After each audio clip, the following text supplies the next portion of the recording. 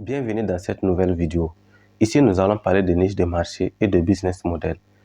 Rappelez-vous bien que j'ai dit dans la vidéo précédente qu'il est important de prendre en compte ces éléments-là. Quand quelqu'un vous propose une formation, assurez-vous qu'il vous parle de ces éléments-là. Et l'un de ces éléments-là, c'est le business model. Mais avant de parler du business model, voyons voir ce que c'est que la niche de marché. Il faut dire, avant de vous lancer en ligne, tout commence par votre niche de marché. Qu'est-ce que la niche de marché? La niche de marché, c'est le segment de marché auquel vous avez décidé de vous attaquer. Vous voulez vous lancer en ligne, vous devez d'abord vous baser sur quelque chose. C'est le point de départ de votre activité. C'est votre passion. C'est l'idée que vous allez développer. C'est l'idée autour duquel vous allez développer votre activité. Parce que c'est à partir de ça que les gens vont vous reconnaître. Moi, je décide par exemple de me lancer, de choisir la niche de marché, comment gagner de l'argent sur Internet. C'est une niche de marché. Quelqu'un d'autre peut décider de parler de perte de poids. Quelqu'un peut décider de parler de vie de couple. Quelqu'un d'autre peut décider même d'expliquer comment on élève un chien. Quelqu'un peut décider de parler comment est-ce qu'on drague. Quelqu'un peut décider de parler de développement personnel. Une autre personne peut parler d'entrepreneuriat. Donc, ce que vous décidez d'aborder, c'est ça qui est votre niche de marché. Donc, vous ne pouvez pas vous lancer sur Internet sans au préalable choisir la niche de marché. Ce qui fait que beaucoup de personnes se mélangent quand ils décident de se lancer parce que généralement, ils ont vu une formation où on dit, ou bien ils ont vu une formation où on parle de gagner de l'argent en ligne, ou bien ils ont décidé même de se lancer et même comme ça, sans une niche de marché, ils décident de se lancer comme ça, sans réellement construire leur idée autour de quelque chose. Il est important que vous preniez cela en compte. Vous voulez vous lancer en ligne, choisissez votre niche de marché. C'est la base de votre business. Et maintenant, une fois que la niche de marché est choisie, vous pouvez maintenant décider de chercher à comprendre les différents types de business. Retenez qu'il y a plusieurs types de business en ligne. Il y a plusieurs types de business en ligne. Mais je vais les regrouper en 5 lots principalement que vous allez comprendre.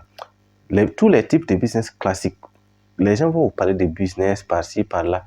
Vous allez comprendre que les différents business classiques là se forment autour de ces différents types de business.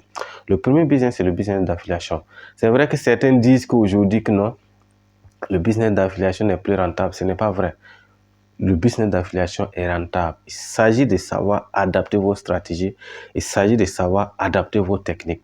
Sinon, aujourd'hui, les gens vont toujours sur Amazon. Les gens vont toujours sur AliExpress. Les gens vont toujours sur Alibaba. Donc, le business d'affiliation est un business aujourd'hui qui est encore rentable. Je gagne aujourd'hui grâce à l'affiliation de l'argent. Donc, le business d'affiliation est un business. Surtout quand vous commencez, quand vous vous lancez, c'est le meilleur moyen, le moyen le plus facile de pouvoir gagner vos premiers résultats sur Internet. Donc, le business d'affiliation, c'est un business pour tout débutant. Même si vous n'avez pas assez de moyens, c'est que ça va vous demander bien sûr des efforts, mais vous allez avoir des résultats. Pour aussi gagner, il faut comprendre bien sûr comment ça fonctionne. Donc, le deuxième business, c'est le business, c'est les services. Les services, aujourd'hui, beaucoup de personnes, tu as des compétences, tu as une formation, tu as de l'expérience dans un domaine, tu peux décider de partager avec des gens à travers un coaching, à travers des prestations de services et ainsi de suite. Donc, les services sont un excellent moyen de gagner de l'argent sur Internet. Toutes sortes de compétences peuvent être développées grâce à Internet. C'est ça que j'appelle gagner de l'argent sur Internet grâce à mes compétences. Gagner de l'argent sur Internet et faire du business en ligne, ce n'est pas la même chose. Voilà, donc j'ai des compétences, je peux décider de venir les développer. Mais ce n'est pas le web marketing dans sa façon plus prolongée. Donc, ce que vous devez comprendre, c'est que vous pouvez gagner de l'argent à travers les prestations de services. Vous allez entendre parler de freelance par-ci, par-là, ainsi de suite, coaching, consulting, tout ça, ça rentre dans le cas des services. Et je pense que chacun a une compétence. Et je pense que chacun connaît faire quelque chose qu'il peut promouvoir sur Internet. Donc, le troisième type de business, c'est le business de l'infoprenariat. Bien avant, dans le business de l'infoprenariat, je mets le business des droits de revente ou encore de la revente. Voilà, on peut appeler revente ou encore droit de revente. C'est le fait de payer des produits ou bien de payer des formations, par exemple, avec une tierce personne et les reventes et garder tout la commission pour soi. Je n'ai pas un peu expliqué l'affiliation. L'affiliation, c'est quoi? Je reviens pour un peu vous expliquer. L'affiliation, c'est le fait de vendre des produits d'autres personnes moyennant une commission. Quand on dit affiliation, vous payez les produits, par exemple, vous décidez de vendre les produits d'Amazon et Amazon vous paye un pourcentage. Vous décidez de vendre les formations de Casimir Bonanné et chaque fois qu'on paye une formation, je peux décider de vous offrir 50% sur le prix de la formation. Ça, c'est de l'affiliation. Donc, l'infoprenariat, par contre, parce que dans l'infoprenariat, on trouve l'affiliation. L'infoprenariat, c'est la vente des produits d'information. C'est-à-dire le fait de vendre pour tout ce qui est information. Donc, par exemple, vendre un réfrigérateur, par exemple, ce n'est pas un produit d'information. C'est un produit électronique. Voilà, c'est un produit encore, je dirais, physique. Donc, les ventes des produits d'information, c'est les livres numériques, c'est les formations en ligne, et ainsi de suite. Donc, l'infoprenariat, c'est ça. Ça peut se faire de plusieurs façons. Soit vous avez vos propres produits d'information ou vous avez vos propres formations que vous décidez de vendre. Soit vous faites la promotion des formations d'autres personnes. Et ça, c'est ça encore de l'affiliation. Ou encore les droits de revente qui sont, vous payez les formations d'une personne avec tous les droits et vous revendez, vous gardez tout pour vous-même. Donc, voici un peu ce que c'est que l'infoprenariat. Maintenant, l'infoprenariat, ce n'est pas nécessairement, si vous vous lancez, si vous êtes débutant, vous ne pouvez pas réussir en infoprenariat parce que ça demande tellement d'efforts, ça demande de l'investissement, ça demande des compétences tellement poussées qu'il est difficile. C'est vrai, aujourd'hui, de plus en plus, même moi-même, j'ai un programme d'infoprenariat où je peux vous aider à créer vos propres formations. Mais quand vous êtes débutant, je ne vous conseille pas nécessairement de chercher à faire de l'infoprenariat. Faites de l'affiliation et des droits de revente ou encore lancez-vous, si vous avez une compétence, lancez-vous dans le freelance. Pour débutants, c'est le conseil que je peux vous donner. Voilà. Maintenant, il y a maintenant le e-commerce qui est un autre type de business qui est classique et qui est là, qui cartonne jusqu'à aujourd'hui. Le e-commerce, c'est le fait, il y a deux façons de faire le e-commerce. Il y a le e-commerce dans sa version traditionnelle et il y a le e-commerce dans sa version moderne. La version traditionnelle, tout le monde le fait. Hein. C'est le fait d'avoir des produits physiques dans une boutique et d'utiliser Internet pour le vendre. Par exemple, je vends des sacs à main, je vends des chaussures. Je décide d'utiliser mon statut WhatsApp ou bien mes stories Facebook pour pouvoir vendre mes produits. Ça, c'est du e-commerce. Et maintenant, la version moderne, c'est le dropshipping que vous entendez parler. Dropshipping. Vous n'avez pas nécessairement de boutique, mais vous décidez de vendre les produits. Vous pouvez faire dropshipping avec Amazon, c'est-à-dire vous recommandez les produits, vous vendez les produits d'Amazon et en même temps, c'est en quelque sorte aussi, vous vendez les produits, mais c'est des produits physiques, mais moyennant aussi des commissions. C'est une sorte d'affiliation aussi. Vous vendez par exemple un réfrigérateur d'Amazon et on vous donne un pourcentage sur le prix de ces réfrigérateurs. Donc, voici un peu comment fonctionne le e-commerce. Ensuite, le cinquième type de business, c'est je mets en même temps deux activités ensemble. Le marketing d'influence et le marketing des réseaux. Parce que pourquoi? Parce que quand on parle de marketing des réseaux, c'est l'humain qui est mis en avant. Quand on parle aussi de marketing d'influence, c'est l'humain qui est mis en avant.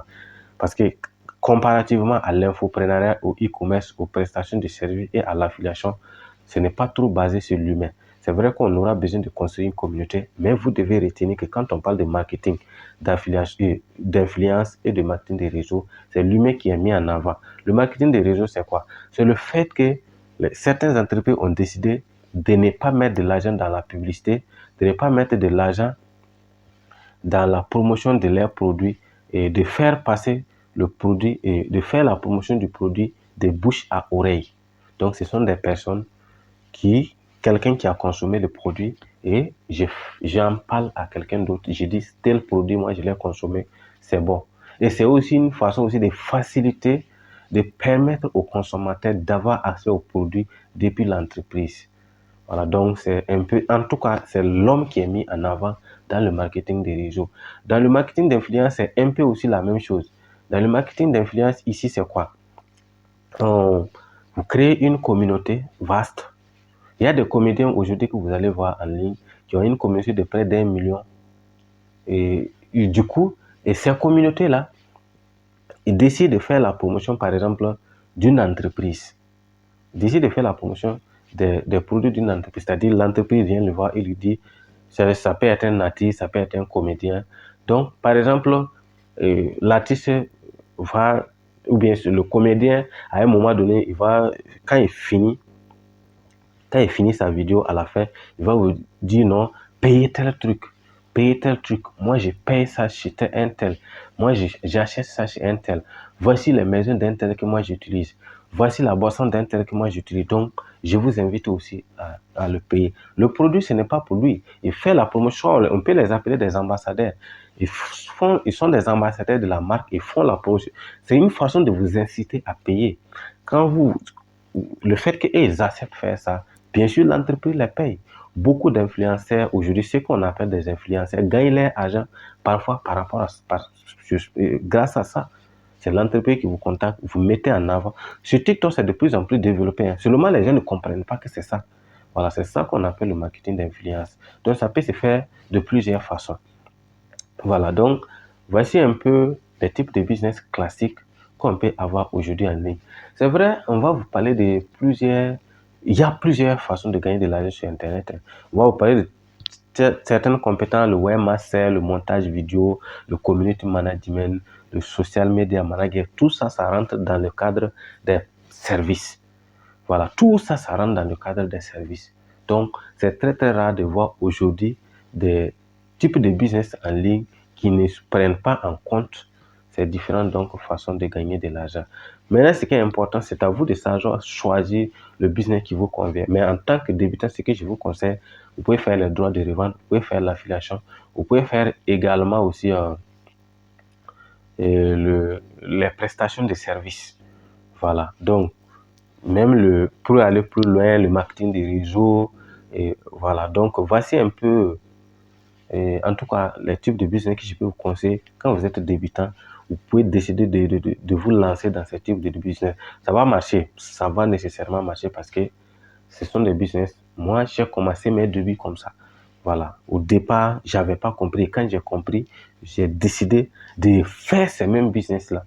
À un moment où les gens disaient que non, tel business-là, ça ne cartonne plus. Ce n'est pas vrai. C'est la bonne stratégie. Si vous avez la bonne stratégie et que vous êtes déterminé, il n'y a pas de business qui... La réussite dans le business dépend. On se donne rendez-vous pour la prochaine vidéo.